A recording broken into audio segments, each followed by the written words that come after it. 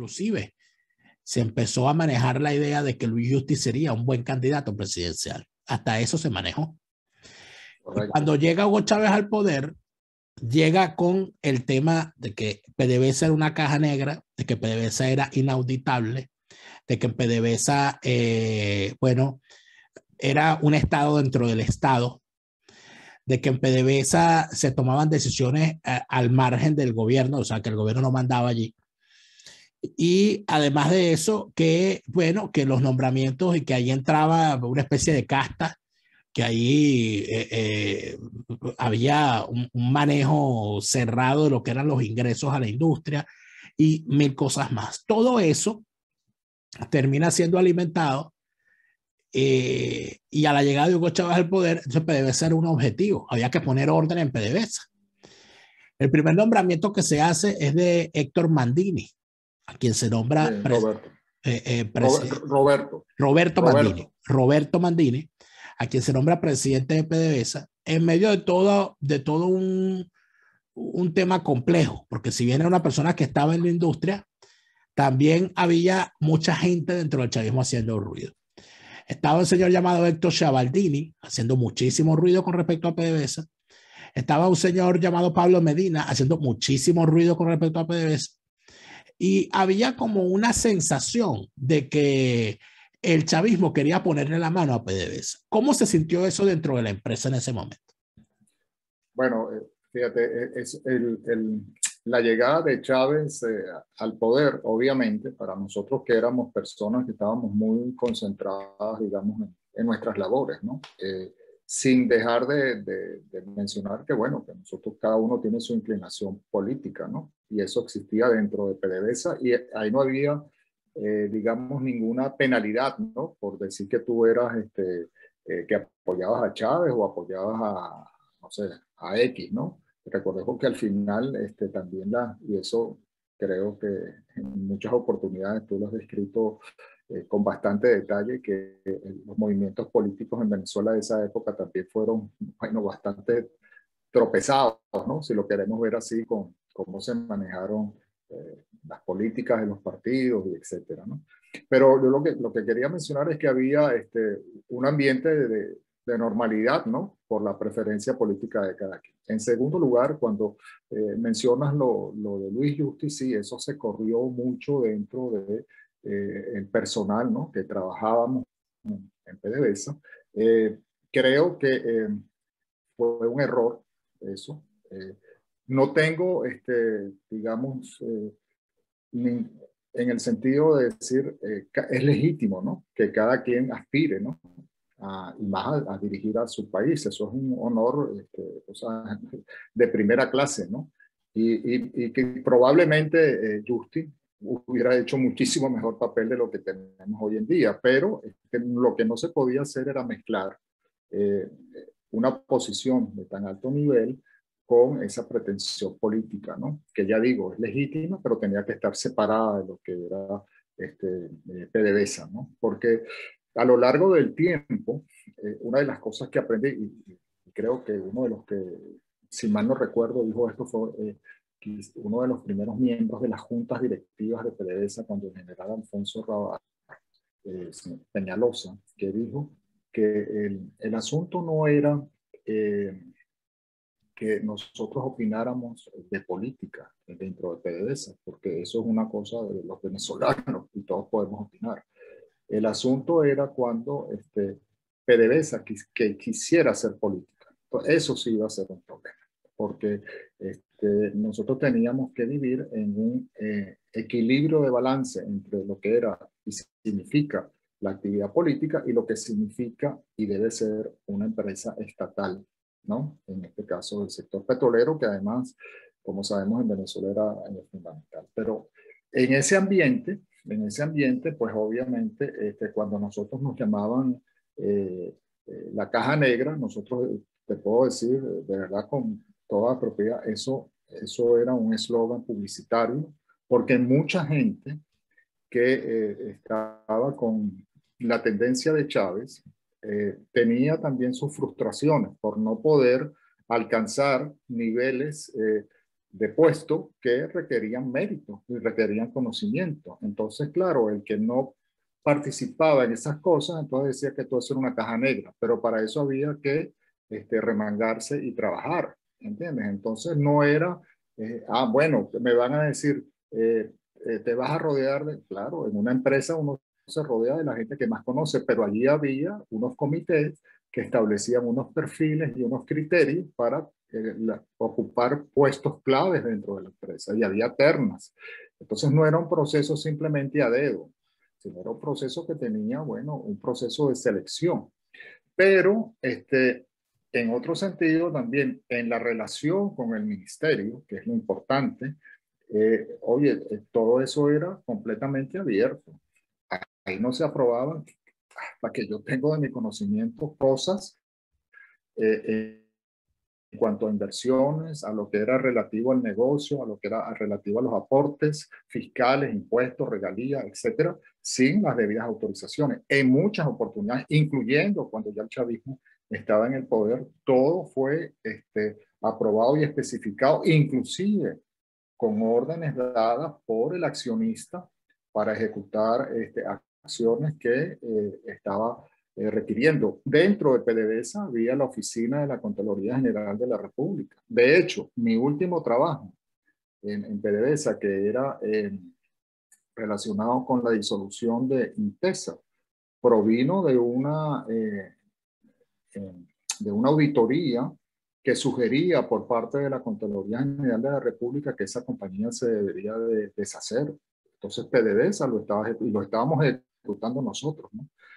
Tú me preguntabas cuáles eran mis responsabilidades en ese momento. Bueno, yo en ese momento era como el gerente general de refinación, comercio y suministro de PDVSA, una de las divisiones que había, que estaba encargada de todo lo que era la comercialización, de todo el sistema de refinación nacional, internacional, de todo lo que tenía que ver con el mercado interno. Éramos lo que se llama, tú sabes, el aguas abajo, ¿no? En el negocio petrolero.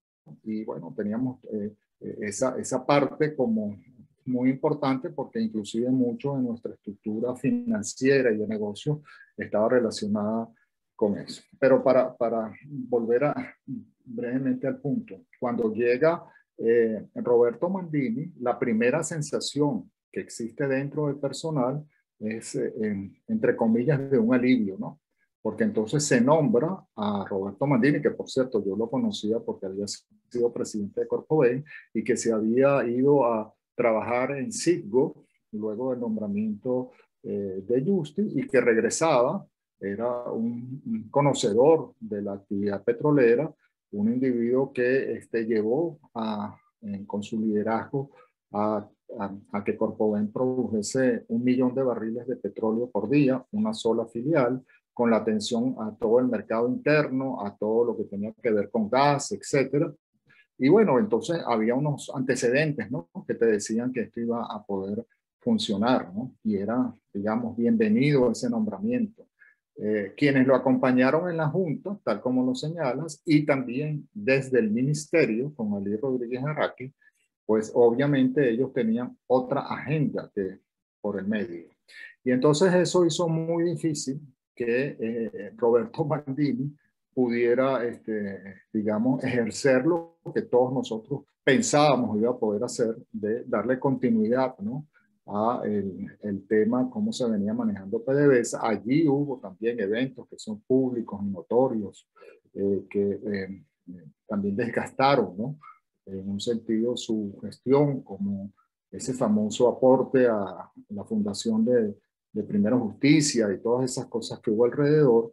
Pero nosotros lo que estábamos enfocados era, digamos, y sobre todo en esos momentos, en darle el debido estructura y funcionamiento a todo este proceso integrador que estábamos viviendo, porque de 3 filiales nos estábamos organizando por funciones. Estoy hablando de la parte del personal. Y esto de Chávez, de hacer ver como si toda PDVSA fuese un partido político que estaba apoyando a un candidato, eso es una mentira, eso nunca ocurrió. Cuando se da cuenta Juan Fernández de que no le quedaba otra opción como trabajador de PDVSA, como gerente, como persona formada en la empresa, que irse a la huelga.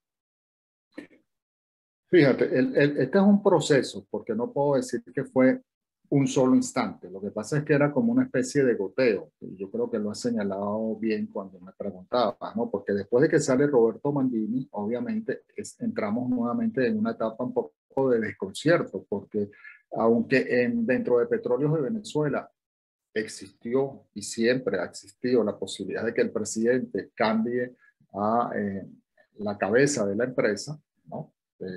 Recordemos desde el general Alfonso Rabar, ahí estuvo Gustavo Rosen, ahí estuvieron petroleros como Juan Chacín, etcétera, ¿no? Hubo una variedad, ¿no? Brígido Napera, Sosa, ¿no? Hubo gente de diferentes sectores. Bueno, cuando entonces se nombra a Chavaldini, claro, ahí empieza un cierto malestar, ¿no? Porque, caramba, se crearon muchos rumores, ¿no? Dentro de la empresa de que Chavaldini era un hombre que venía de la mano de Chávez, y que entonces, cuando la gente decía, bueno, ¿dónde están los méritos de este hombre para ocupar esa alta posición? Luego, quienes teníamos la oportunidad de poder intercambiar en las reuniones de la Junta y eso, cuando llevábamos a presentar resultados, etcétera, y además íbamos al ministerio a mostrar resultados, veíamos que había una tirantez, ¿no? Entre la posición de PDVSA y la posición del ministerio, y eso generaba una inestabilidad. Sin embargo, bueno, yo puedo decir que durante su gestión, quienes estaban alrededor de la Junta eran personas que provenían de la industria, pero